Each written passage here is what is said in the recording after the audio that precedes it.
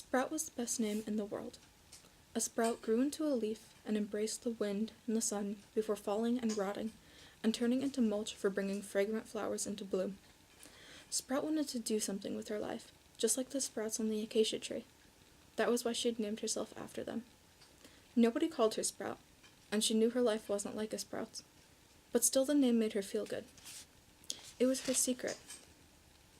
Described simply as the story of a hen named Sprout, on the inside cover, The Hen Who Dreamed She Could Fly by Sunmi Huang explores concepts like freedom, motherhood, and self-determination through the life of one courageous little hen with a dream. All Sprout wanted was to be a mother, but life in the coop stole her ability to realize this dream.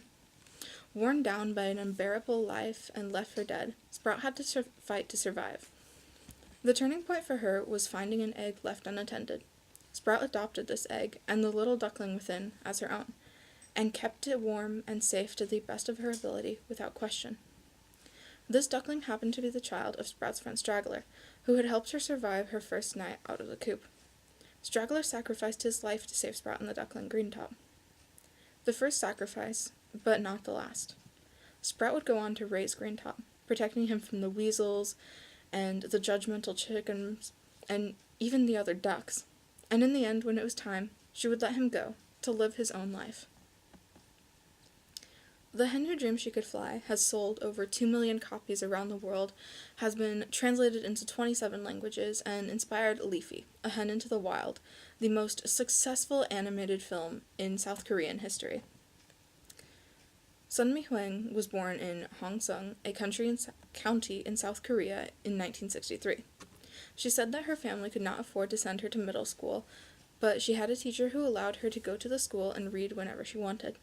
She studied creative writing at the Seoul Institute for the Arts and Gwangju University, and also attended graduate school at Chungcheong University.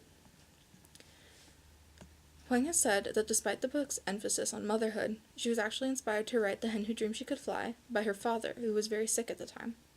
In an interview, she mentioned that her father's only request was that at the time of his death, a bowl of rice would be left out to feed the hungry.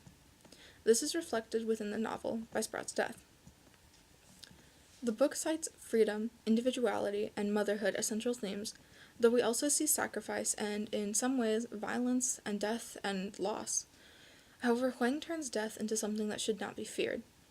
Sprout's death is not described as painful or frightening, but instead as sacrifice. It serves a purpose. She leaves the world better for having been a part of it. And I think Huang also used this as a way to shape her own thoughts as she dealt with the death of her father. Overall, it's a very touching novel. I was surprised to learn that it was meant to be a children's book, because it's very well written and deals with complex topics.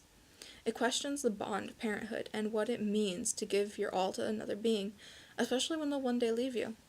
That doesn't only apply to parents, even. Huang's grief is palpable when Greentop is flying away. She's mourning her father through the book. In the end, there isn't a stereotypical happily ever after, but maybe this is better. Her body was stiff now. No longer could she run away. She no longer had reason to, nor did she have the energy. "Go on, eat me," she urged. "Fill your babies' bellies." She closed her eyes. Sprout was suffocating. She had imagined it would hurt, but now all she felt was bone-deep relief. "You got me, finally." Everything turned black. She'd experienced this once before, in the fields. When she'd heard the white duck scream, everything had turned black, and then, very gradually, as now, she'd sensed a reddish hue. Then everything slowly became brighter. Sprout opened her eyes. The sky was a blinding blue. She felt transparent and buoyant. And then, like a feather, she was aloft. Gliding through the air with her large, beautiful wings, Sprout looked down at everything below. The reservoir, and the fields in a snowstorm, and the weasel limping away. A scrawny hen dangling from her jaws.